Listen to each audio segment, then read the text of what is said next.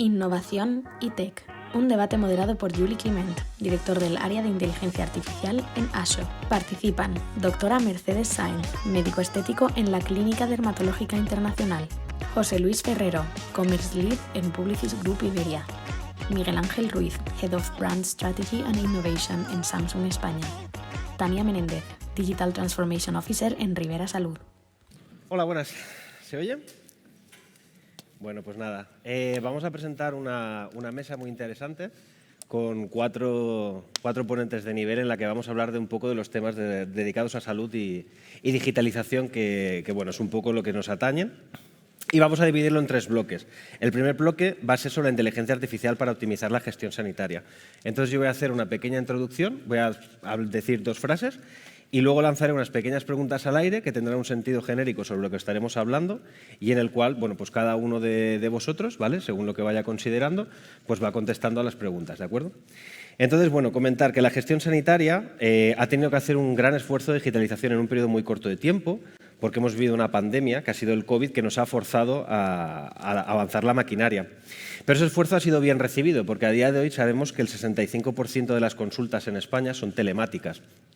Pero claro, para poder llevar a cabo ese proceso, se ha tenido que hacer uso de diferentes tecnologías como el Big Data o la inteligencia artificial, de la cual hablaremos un poquito más ahora en detalle.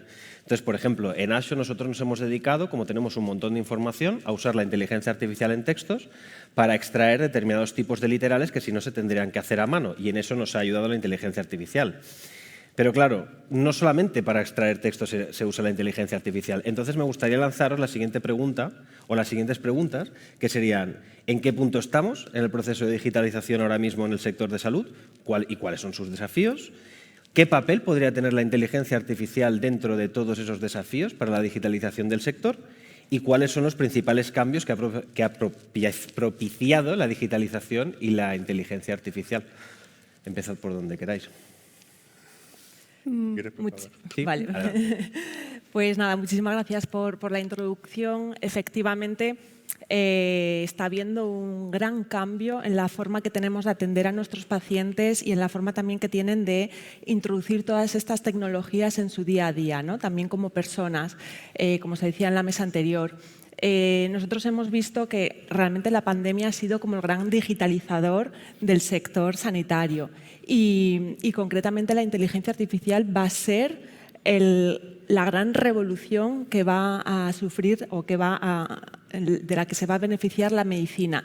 Por 3 cosas principalmente. ¿En qué nos puede aportar la inteligencia artificial? Yo diría que, por un lado, nos va a permitir hacer un mejor diagnóstico y saber enfocar mejor el tratamiento que necesita cada paciente en función de su historial clínico, de sus hábitos y de sus datos. Por otro lado, nos va a permitir hacer un mejor seguimiento. Si yo estoy utilizando una herramienta con la que estoy monitorizando al paciente en su día a día, voy a saber si se está generando alguna descompensación o algún riesgo y me voy a intentar adelantar a ello como hospital o como clínico.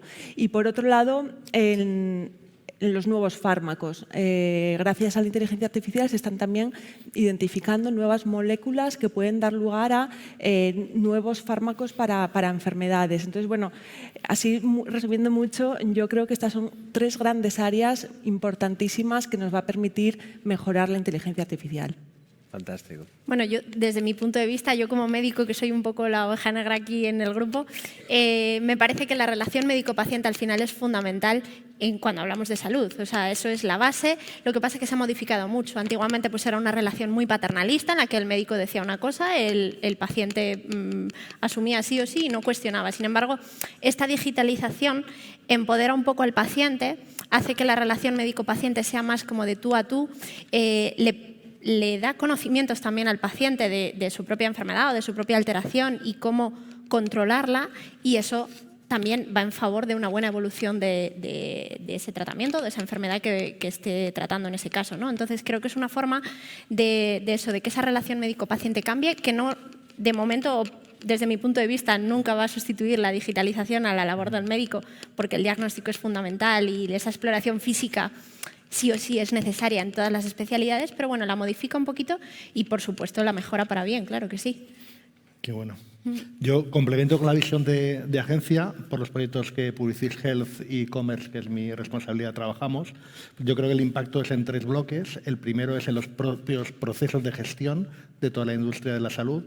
El segundo es en los equipos, que de repente pues, les han obligado a trabajar de manera digital y no siempre están acostumbrados. Y el tercero y más importante es la nueva comunicación directa y digital con el consumidor, que antes no era tan necesaria y ahora es absolutamente fundamental.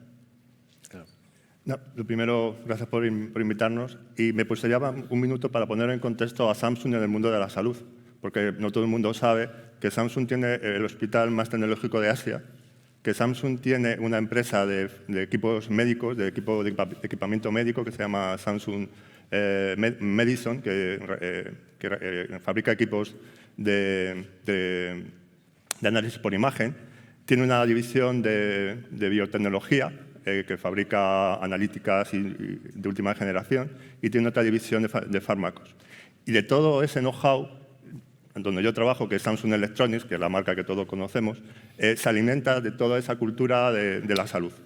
En ese contexto de innovación, que es la compañía en la que trabajamos, siempre estamos intentando utilizar lo último. Y lo último que hemos utilizado en España, en concreto, pues, es la inteligencia artificial.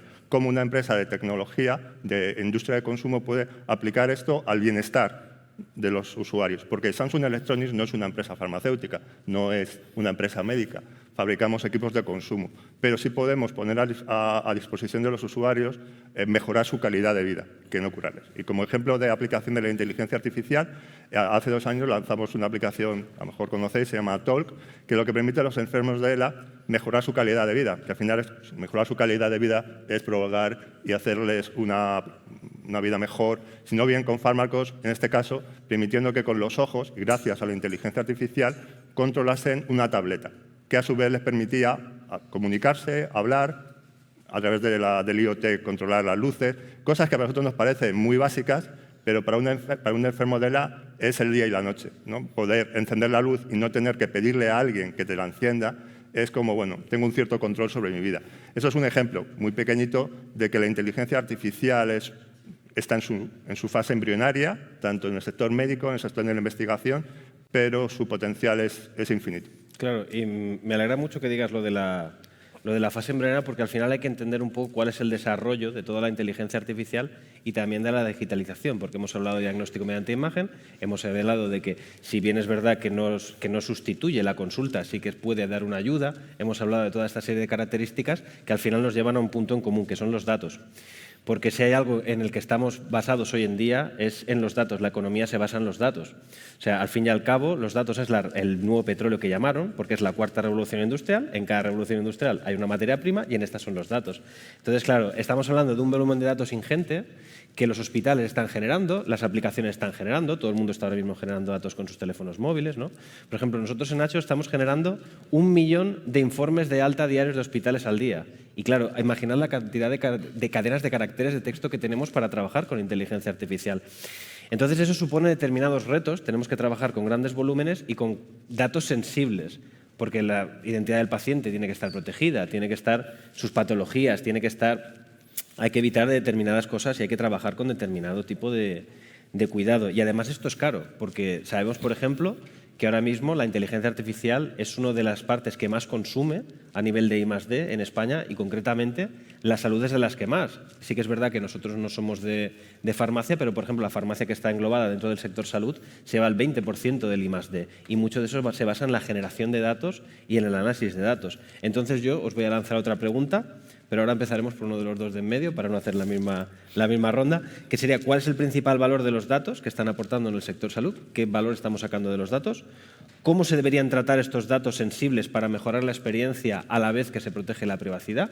¿Qué cuidado tenemos que tener para que no pase nada? Y luego, a la vista de la inversión que se está generando en datos, ¿qué podemos esperar? ¿Qué resultados podemos esperar de ellos? Entonces, por ejemplo, bueno, te voy a dar la palabra a ti. Bueno, yo diría que la gestión de los datos tiene que cumplir 2 requisitos. El primero, obviamente, es que estar la parte de seguridad y estar absolutamente anonimizados. Y en segundo lugar, y más importante, que es la novedad, que el usuario final tiene que tener el absoluto control en todo momento del uso que se hace de ellos. Con esa protección y con esos 2 safety checks, a partir de ahí las posibilidades son maravillosas y ya cedo la palabra a mis compis. Volviendo a dejar poner un ejemplo, ¿no? Porque a veces hablar de datos así en abstracto y más en salud es un poco frío. Samsung, como sabéis, tenemos muchos cacharros y vemos siempre cómo poder aplicarlos. En Estados Unidos, hace 2 años, en colaboración con un hospital, con una cadena de hospitales en California, los KP, desarrollaron una solución para cómo con datos, los datos que generan los wearables, los smartwatch, podían mejorar la recuperación de los operados de cáncer, trasplantes de cáncer, en post-hospitalización. Porque se producían muchos rechazos porque el paciente no realizaba los ejercicios que tiene que hacer para no rechazar el corazón. Entonces nos pidieron ayuda y dijeron, bueno, ¿cómo podemos? ¿Sabéis? Bueno, de hecho se desarrolló un servicio ad hoc que se llama, lo tenéis por ahí publicado, que se llama Samsung Health Wise, que lo que hace es monitorizar al paciente y ponerle deberes. ¿Vale? Le pone deberes de tienes que andar, tienes que hacer estos pasos, tienes que alcanzar esta frecuencia cardíaca y todo eso se va monitorizando en tiempo real con su reloj que su cardiólogo va siguiendo. Si ve que no hace los deberes, le llama, oye, que no estás haciendo los deberes. Eso es gracias a, primero, todo el sistema cloud que permite en tiempo real poder monitorizar siempre bajo un sistema seguro, que eso si no, no se puede hacer, que se llama, en este caso, es nuestro core en seguridad que se llama Samsung Knox, que es un sistema de máxima seguridad con 7 capas que permite que cualquiera de nuestros dispositivos esté totalmente garantizado que la información contenida, sensible, jamás va a estar filtrada. Tanto es así que lo utiliza por la NSA americana y gente así. Es un ejemplo de que los datos pueden salvar vidas. El dato es que los rechazos se redujeron de un 12% a un 2%, y eso salva vidas. Entiendo que también a nivel de consulta, ¿no? Esos datos pueden resultar de utilidad, podrían resultar de utilidad.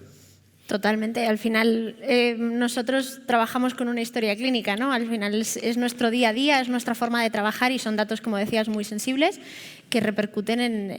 o sea, es lo que es la persona, el paciente que tenemos delante, ¿no? Entonces es una cosa que a mí se me escapa toda la parte de seguridad informática y lo que decía el compañero, ¿no? Que creo que tiene que tener un sistema un poquito diferente, pero no por eso evitar que la salud se meta en ese campo, ¿no? Porque a nivel de lo que decías también o de cifras es un campo que está creciendo todos los días. En mi sector, por ejemplo, que la semana pasada salió el informe de la Sociedad Española de Medicina Estética, que sacan como cada 5 o 6 años, y se facturan, si no creo, como unos 8.600 millones de euros al año, que es una burrada.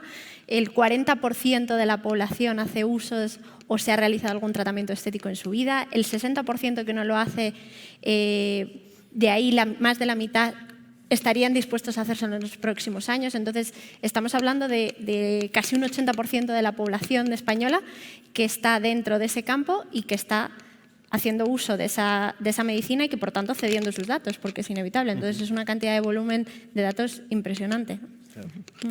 Coincido en lo que dicen mis compañeros. Yo hace unos días escuchaba al responsable de IBM Watson Health decir que a lo largo de nuestra vida, cada uno de nosotros generamos un volumen tan grande de datos de salud que podríamos rellenar 300 millones de libros, ¿no? Cada uno de vosotros. No sé si esos libros son de 100 páginas o de 500, pero al fin y al cabo lo cierto es que generamos tanto volumen de datos que muchas veces los propios profesionales sanitarios, nosotros trabajamos, Ribera Salud es un grupo hospitalario, están abrumados con tanta información, ¿no? Y el otro día también con un compañero de otro hospital de Madrid me decía, es que yo tengo tantas cosas en la historia clínica que realmente no tengo una visión holística de lo que le pasa a este paciente, ¿no? Y es que muchas veces tenemos tantos datos y están como tan encorsetados en casi cajas negras que resulta que luego es difícil de manejar, son difíciles de manejar, ¿no? Incluso si nos cambiamos de comunidad, como pacientes, pues muchas veces no tienen nuestra historia clínica electrónica, no pueden acceder a esto, ¿no? Entonces estamos hablando de inteligencia artificial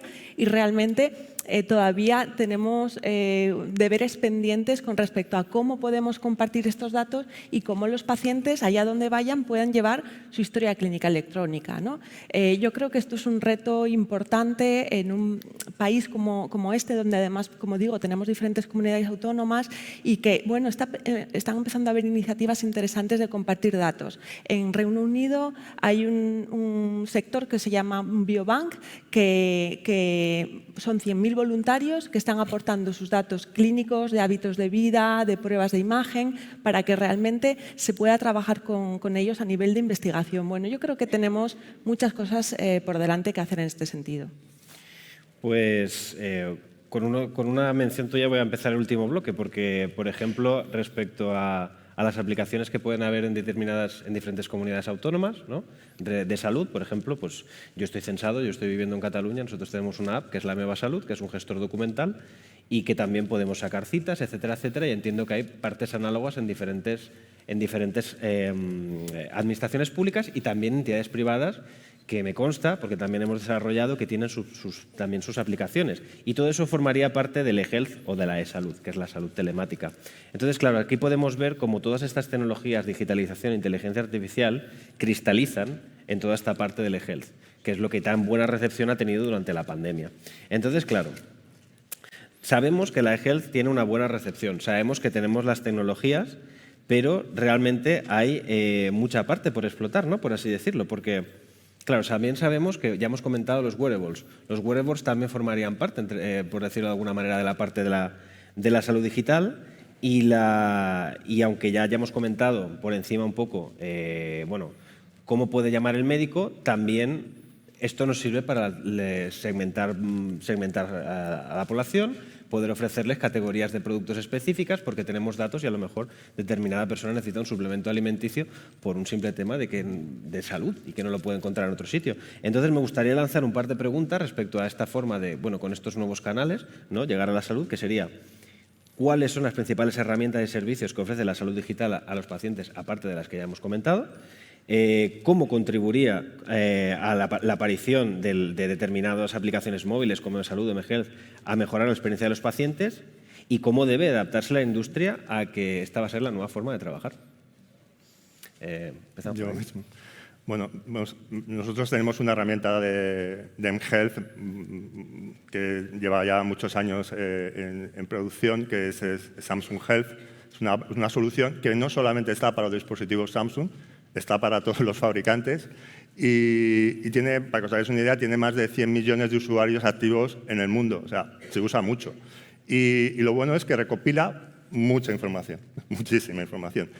Siempre privada, personal, pero sí te permite tener un histórico de tu ejercicio físico, que es muy evidente, pero también de tu ritmo cardíaco, del oxígeno en sangre, ahora de la composición corporal, en masa grasa en cuerpo, electrocardiograma. O sea, increíble, yo a veces alucino un poco, de que en algo tan chiquitito se pueda meter tanta tecnología que hace tantas cosas y además todas muy relacionadas con, en este caso, con el bienestar y tu trazabilidad de salud, que esperamos que esa tenga una cierta utilidad también en el corto, en el medio plazo, para mejorar la salud y poder integrarse con el mundo médico, ¿no? Porque al final es un escáner continuo que tenemos, que llevamos siempre y que nos va dotando de información que en un momento dado puede ser interesante para tu terapeuta.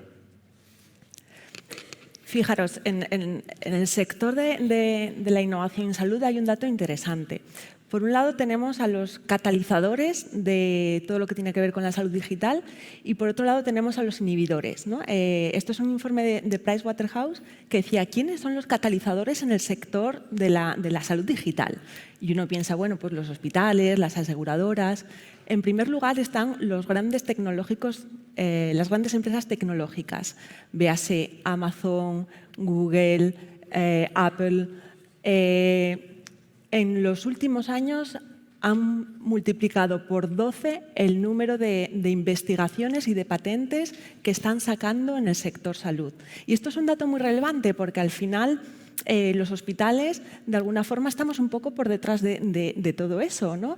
Y tenemos que generar una nueva forma de trabajar, nuevas alianzas, porque al final podemos generar relaciones de valor. Está claro que está habiendo una consumerización de la salud, pero porque somos personas que nos gusta la tecnología, que llevamos encima un montón de cachivaches y que además de verla ahora, podemos utilizarlos para mejorar, por supuesto, nuestra salud y ver cómo la IA también nos puede ayudar a predecir situaciones de riesgo porque estamos continuamente monitorizados, ¿no? Entonces, aprovechemos esa tendencia en la parte buena, que es la de, sobre todo, asegurar una vida y una calidad de vida mucho mejor, ¿no?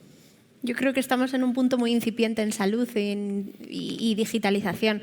La inteligencia artificial, yo creo que todavía son como pequeñas pinceladas dispersas que todavía no han terminado de unirse, porque hay desde una tontería, desde un filtro de Instagram que sobrepone tu imagen con un libro anatómico, ¿no? Para ver los músculos, inervación y demás, hasta cosas súper complejas porque se está desarrollando ya están creando como tu gemelo digital en el metaverso para que el médico pueda ensayar con tu gemelo digital una operación y reducir los posibles riesgos o complicaciones que pudieras tener luego en la realidad, ¿no? Entonces son como cosas que están dispersas todavía, creo, que se están empezando a utilizar, pero que todavía no han terminado de engranar con la salud o con la sanidad de hoy en día, ¿no? en el día a día. Yo complemento con la parte de farma.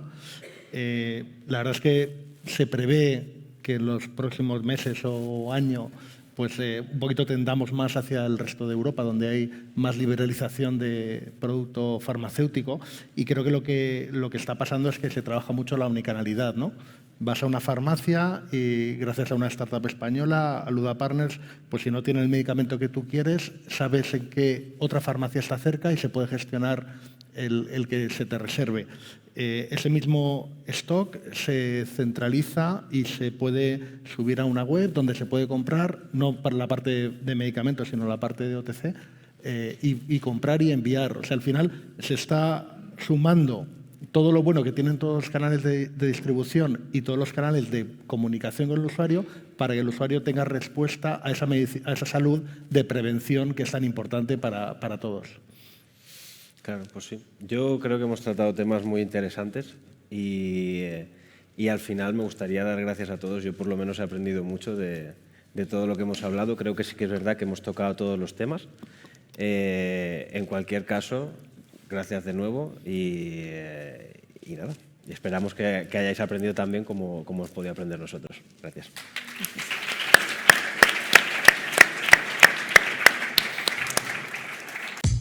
Questions and Answers con Javier Piedrahita, CEO and founder de marketingdirecto.com.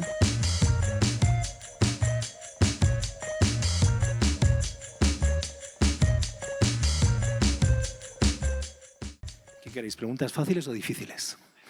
José Luis se ríe ya. Disparamos.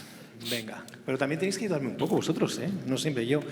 A ver, tema datos. Está claro que estamos evolucionando muy bien, datos no faltan, pero también hay temores. Y es que si tú tienes datos míos de mi salud y yo voy a un seguro, a Deslas, Sanitas, me puedes meter una tarifa según, como ya sabes lo que tengo, lo que voy a tener, o lo que puedo tener o no, la tarifa más alta, más baja. Eso es una crítica que está aquí en el aire, que no habéis hablado ni una palabra, por eso estoy yo aquí para preguntaros qué hacemos con esas dudas que tiene el consumidor, que también tenemos que pensar en él.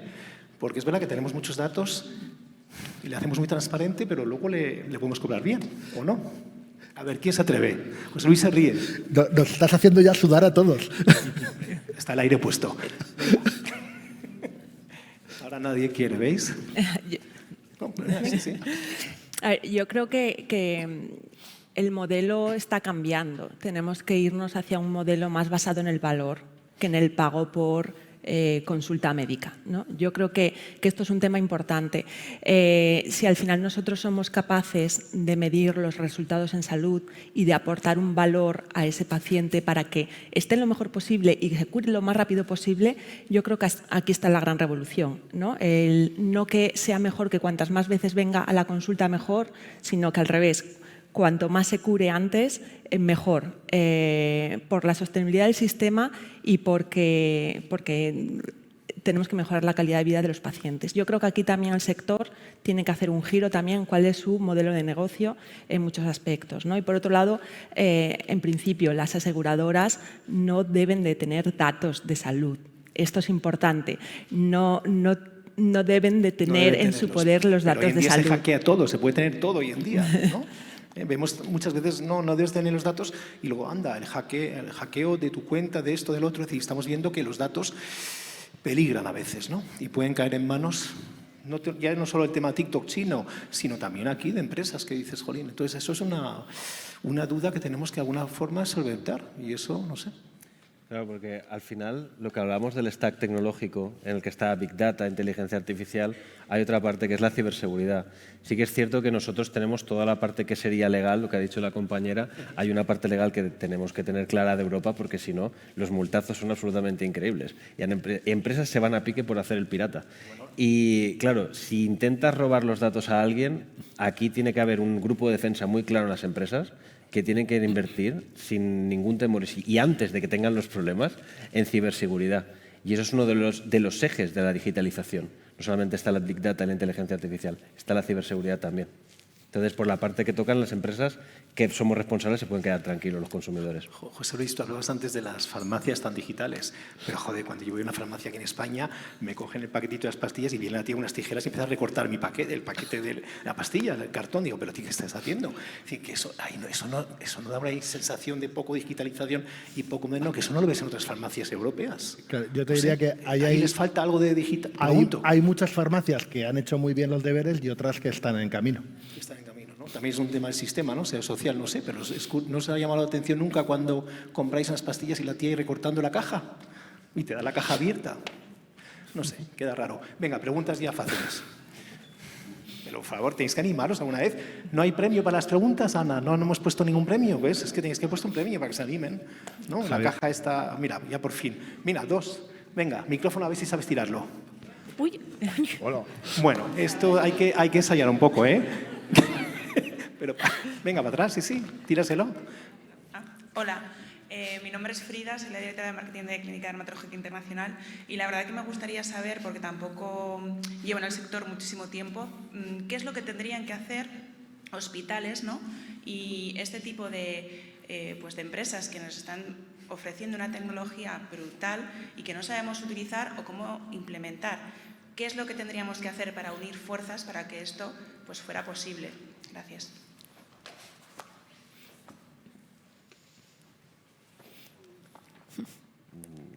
Bueno. Por alusión, no sé si por un grupo hospitalario.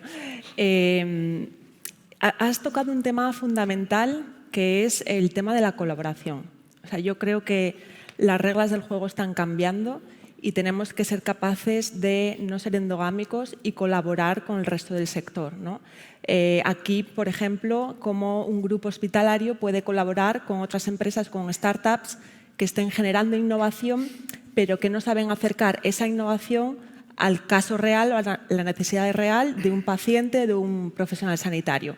Y yo creo que esta es una de las claves para avanzar en una innovación que sea mucho más rápida y que sea mucho más acertada al journey del paciente, a las necesidades reales del paciente. Trabajar con equipos multidisciplinares es fundamental. Ya a día de hoy los equipos no solo son de enfermería, de médicos, sino también de ingenieros, de matemáticos, de expertos en datos. Y ahí es donde realmente vamos a crear valor. No sé si he respondido a tu pregunta. A mí también me gustaría decir una cosa porque nosotros trabajamos con un montón de hospitales, porque al final, claro, las altas nos vienen de ellos. Y hay una cosa que nosotros hemos visto fundamental para el éxito de cualquier proyecto tecnológico que desarrollamos con ellos y es la buena toma de requerimientos. Conocer bien las necesidades del hospital. Entonces, básicamente, el problema aquí no es tecnológico. Es que nosotros queremos hacer un esfuerzo por la buena comunicación y por ser capaz de entender realmente en todas las fases del hospital, desde el gestor hasta el que tiene que hacer las radiografías, hasta quien sea del hospital, todas esas necesidades son susceptibles de ser ayudadas por una herramienta. Entonces, lo importante principalmente es poder sentarse a hablar. Ese es el secreto, sentarse a hablar. Ahí atrás, o no sé, creo que había aquí también alguien. Sí, hola, lo primero, muchísimas gracias por todo, ha sido muy interesante la charla. Y bueno, mi duda, ¿cuál creéis que va a ser la evolución de aquí en un futuro en cuanto al acogimiento social de entrega de datos? Porque es verdad que en un pasado como que creo que se recogieron muchos datos a diestro y siniestro y como que la gente fue consciente de la cantidad de datos que se estaban recogiendo. Entonces, a día de hoy, creo que entre seguridad, multas, legislación, etcétera, se es mucho más consciente de forma particular e individual, y creo que la gente a día de hoy no es tan, no es como tan fácil que te den los datos. Y a nivel empresa también cuesta un poco esa reticencia gestionarla. Entonces, la pregunta viene a ser cómo podemos hacer que el paciente favorezca. La pregunta es, ¿cuál creéis que va a ser la evolución socialmente de cómo la gente va a tener, como esa actitud de dar los datos, y nosotros vamos a tener facilidad de poder comunicar los beneficios de que nos den sus datos, si no va a ser así? Por mi experiencia en ASO, yo creo que es positiva, porque hay un retorno.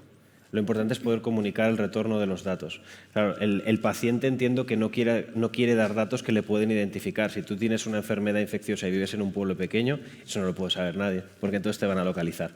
Pero si puedes ser capaz de decirle a una persona, si tú me das tus datos, para que antes de que tengas un problema, sin yo compartirlos con nadie, voy a ser capaz de hacer una llamada al médico, para que el médico pueda darte cita o porque vea que tu nivel de sangre te diga algo no va bien, vete a hacer un chequeo. En nuestra experiencia personal en ASO, el retorno, esa comunicación del retorno, es lo que favorece que haya una fidelidad a la empresa, que haya una manera más fácil de dar los datos. Con la ciberseguridad que hemos hablado antes, si las cosas se hacen bien, nosotros entendemos que el cliente, que sería una empresa que para nosotros es paciente, que el paciente responde. Porque el paciente al final es el activo que tiene, son los datos para mejorar su salud. Es un trade-off que es muy bueno para él. Yo creo que hay gente que lo que tú dices, que al final será consciente de toda esa seguridad que hay alrededor, y luego habrá gente que acabará cediendo sus datos porque le sobrepasa. Esto nos arrolla. Al final te tienes que digitalizar sí o sí. Es verdad que hay gente todavía muy reticente, y no estoy hablando de gente mayor que no esté muy digitalizada y demás. Yo lo veo en el día a día. Hay gente que no le gusta, que se enfada simplemente por el hecho de tener que dar su nombre y sus 2 apellidos para entrar en una consulta. Entonces, me parece lo más básico poder darle tus datos y que se te pueda identificar cuando entras en una consulta normal, ¿no? Médica. Entonces, yo creo que hay gente que lo entenderá y que lo acabará aceptando de buen grado, y hay gente que le arrollará y que le vendrá pasado por encima y tendrá que digitalizarse sí o sí, ¿no? Cuando vean un beneficio, ¿no? Creo que vosotros que estáis en Samsung y otras marcas competidoras vuestras, te caes al suelo y ya el teléfono llama. Tienes un accidente y se da cuenta y también llama a emergencia, ¿no? Es decir, que ya estamos viendo todo eso, con lo cual al final vas a dar tus datos porque es que el teléfono no te está ayudando. Sí, es lo que comentaba, es el valor, es el retorno que tenga el usuario en cuanto que consigo a cambio de compartir mi información sensible, y siempre y cuando, y es que no hay otra, bajo la seguridad. Porque ese es el caballo de batalla que vamos a tener en los próximos años en el mundo de la digitalización, la ciberseguridad. Porque si no hay confianza en el cuidado de tus datos, no va a haber confianza en darlos. Pero partiendo de esa premisa, la información en ese sentido, como antes comentaba, puede salvar vidas, te puede mejorar tu calidad de vida, te puede curar, te puede atender en un momento dado de necesidad. Eso es una relación de confianza médico-paciente, como siempre ha sido, de cualquier forma, ¿no? Había una por ahí también, ¿no? Hola, Javier. ¿Qué tal? Muchas gracias a todos los participantes en esta mesa súper interesante sobre la digitalización y la aplicación de la tecnología al mundo de la salud. Soy Diego Sanabria, del Grupo Densu, y quería hacerte, Javier, un pequeño comentario, un matiz a tu comentario sobre el cupón precinto y el proceso de recorte en la oficina de farmacia. Primero, es una defensa a la figura del farmacéutico, que ha estado en primera línea de combate en momentos muy complicados de la historia de este país, como ha sido el COVID, con lo cual un saludo a todos los farmacéuticos y un reconocimiento. Lo segundo es Este proceso de recorte no es algo de ellos, es decir, se lo impone el sistema de salud para poder proceder al reembolso parcial o total del fármaco que se está, o de la solución OTC que se está dispensando en ese momento, y sí que es una oportunidad indudablemente para las compañías tecnológicas de, mediante concurso público, lógicamente, proceder a que los sistemas de salud, mediante un escaneo, es así de sencillo, con un escaneo del cupón precinto, digamos, den un paso adelante en ese sistema que efectivamente, además es engorroso, se puede lo está perder pegando, el lo pegan cupón, encima. no se justifica, efectivamente. Pero bueno, solo quería hacerte este matiz, comentario, defensa y agradecimiento. Que sí, hombre, no era contra las farmacias, por supuesto son importantes y no queremos quitar, pero es verdad que... Sí, que nos consta además, Javier, solo porque nos consta, porque tenemos la suerte de trabajar con la primera distribuidora en España, con Cofares, de que está haciendo un enorme paso adelante en lo que es la digitalización del punto y de la oficina de farmacia. Gracias por el comentario, Diego. Es engorroso en primer lugar para el farmacéutico, efectivamente, También, Diego. sí, y luego para el consumidor y para la imagen queda rara, sí, porque claro, uno compara con... Pero bueno, ¿alguna pregunta más? Porque el tiempo ya se está acabando. Oye, pues entonces muchísimas gracias por estar aquí con nosotros, por este debate tan transparente, interesante, dinámico, así que gracias a todos. Gracias. Gracias.